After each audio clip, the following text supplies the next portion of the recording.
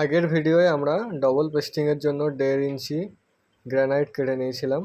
তো আজকের কাজ হচ্ছে আমাদের ডবল পেস্টিংয়ের মিডিলে যে সাদা মার্বেলটা হবে 6 mm এর, তো সেই সাদা 6 mm মার্বেলটা কীভাবে কাটিং করতে হয় আর 6 mm এর মার্বেলের কাটিং করার ফর্মা কীভাবে বানাতে হয় আজকে আমি তোমাদের দেখাবো খুব সহজেই।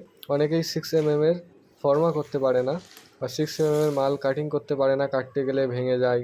তো 6 mm এর ফর্মা কীভাবে করতে হয়, কীভাবে কাটতে হয় যাতে না ভাঙে। এখানে আমাদের মাল আছে 51 ইঞ্চি 4 সুতো। তো আমাদের দুই সাইডে যেহেতু ডবল পেস্টিং হবে, একটা আরের সাইডে আর একটা লম্বার সাইডে। লম্বার সাইডে লাগবে 42.5 ইঞ্চি আর যেটা এক্সট্রা হচ্ছে আমাদের 9 ইঞ্চি।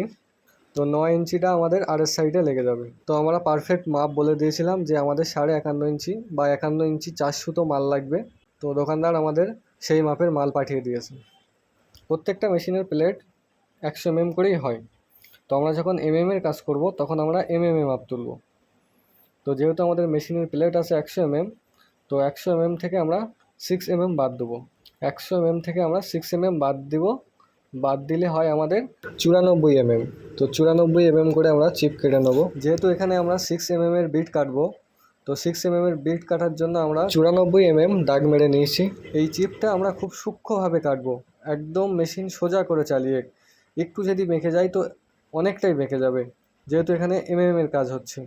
তো সেহেতু আমরা খুব সুন্দর করে সোজা করে চিপটা কেটে নেবো যাতে আমাদের 1 mmও এদিক ওদিক না হয়। এখানে দেখতে পাচ্ছ আমরা 94 mm কেটে নিয়েছি।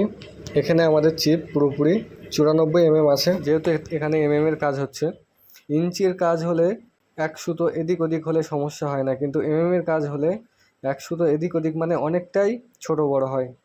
আগের বিটগুলো কাটার সময় যেমনভাবে আমরা চিপটাই অ্যারো দিয়ে নিয়েছিলাম যাতে চিপটা ঘুরে না যায়, তো তার জন্য এখানেও আমরা সেমভাবে অ্যারো দিয়ে নেব। অনেক সময় চিপটা ঘুরে যায়, তো তার জন্য আমরা অ্যারোটা দিয়ে নিই। অ্যারো দিয়ে নেওয়ার পরে চিপটাকে দুভাগ করে নিয়ে দুই সাইডে সাঁটিয়ে নেব। সাঁটিয়ে নেওয়ার পরে আমরা 6 mm করে কেটে নেব। তো 6 mm এর বিট কাটার সময় ফর্মার তলায় ভালোভাবে একই লেভেল করে বালি দিয়ে নেবে আর মেশিন চালানোর সময় হালকা উঁচু রেখে দেবে মেশিন, যাতে বিটের ওপরে মেশিনের ওয়েট না পড়ে। যেহেতু এখানে 6 mm বিট কাটা হচ্ছে, তাও আর মার্বেলের, মেশিনের ওয়েট যদি 6 mm বিটের ওপরে পড়ে তো বিট একটাও থাকবে না, প্রত্যেকটা ভেঙে যাবে। আর মার্বেল কেনার সময় সব সময় দেখে নেবে যে মার্বেলে যেন কোনো জল দাগ না থাকে, কেন 6 mm বিট যখন কাটিং করব তখন সেই জল দাগ থেকে প্রত্যেকটা মাল ছেড়ে দিবে। প্রত্যেকটা মাল ফ্রেশ নেওয়ার চেষ্টা করবে আর একটু মোটা দেখে নেবে মার্বেল। খুব পাতলা হলে ভেঙে যাওয়ার ভয় থাকে, একটু মোটা দেখে মার্বেল নেবে আর যেন কোনো জল দাগ না থাকে। তো দেখতেই পাচ্ছ এখানে আমাদের 6 mm এর বিট বার হয়ে গিয়েছে। যেহেতু এখানে হাতে কাটিং হচ্ছে, তো এখানে 10টা কাটিং করতে গিয়ে একটা বা দুটো ভেঙে যাবে, এটা স্বাভাবিক। 10টা কাটিং করতে গেলে একটা বা দুটো ভেঙে যাবেই, আর যে ভাঙা মালগুলো বার হবে সেগুলো আরের সাইডে লেগে যাবে। যতটা পারবে মেশিন সোজা করে আস্তে আস্তে চালানোর, যাতে মাল না ভাঙে। আস্তে আস্তে মেশিন চালালে অসুবিধা হবে না। এক পিস মাল কাটিং করে তোমাদেরকে দেখাই এই 6 mm বিটটা কোথায় হবে ধাপের আর কীরকম লাগবে। একটা মাল কাটিং করে চলো তোমাদেরকে দেখাই। প্রথমে আমরা ধাপের মালটা ফেলে নিয়েছি।